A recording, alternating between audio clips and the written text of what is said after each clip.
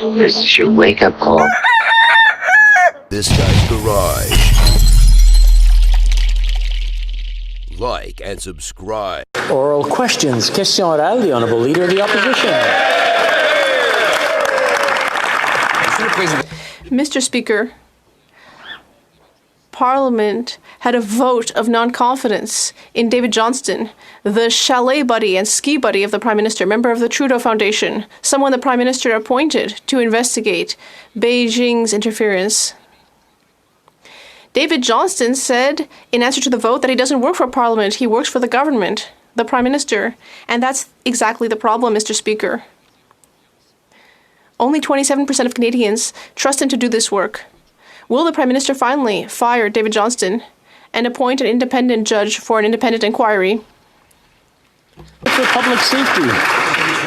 Mr. Speaker, I believe it's unfair and frankly offensive to question Mr. Johnston's allegiance. His 50-year career in public service makes it clear that his loyalty is to Canada. And I believe that he represents the highest ideals of hard work, dedication, public service, and humility. And we should all be thankful that he perseveres in his commitment to service to Canada.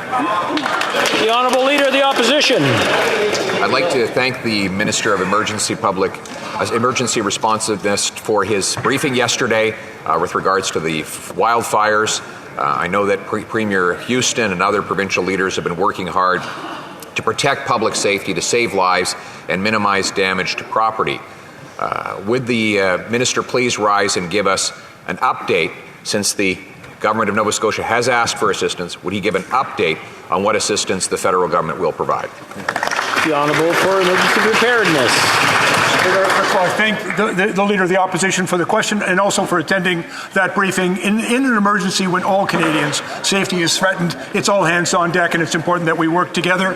Mr. Speaker, Premier Houston has in fact submitted a request for assistance. It was immediately approved. We have been mobilizing the resources Nova Scotia needs, and in fact many of those resources have already been delivered. We will act as expeditiously as possible to make sure that Nova Scotians get the resources that they need and that we respond positively. We work very carefully and closely with Premier Houston. Thank you. The Honourable Leader of the Opposition.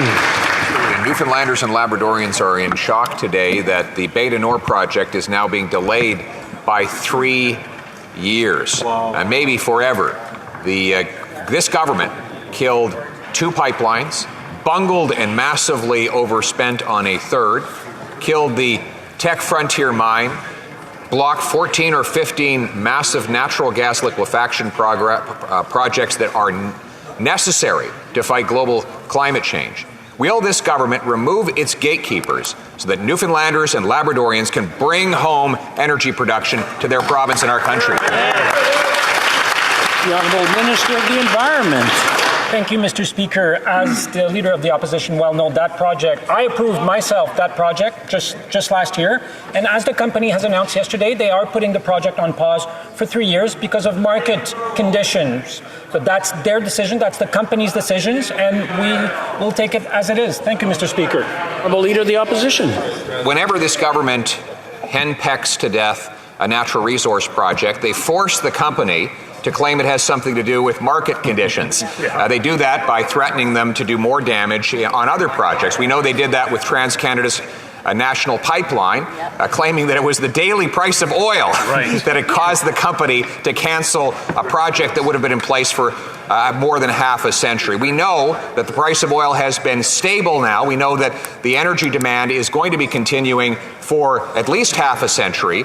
We know also this government kills projects like this. Why won't they get out of the way and let Newfoundlanders and Labradorians bring home paychecks for their people? The Honourable Parliamentary Secretary. Mr. Speaker, and again, I'd like to reiterate, this was an independent business decision made by Equinor. It's not a cancellation.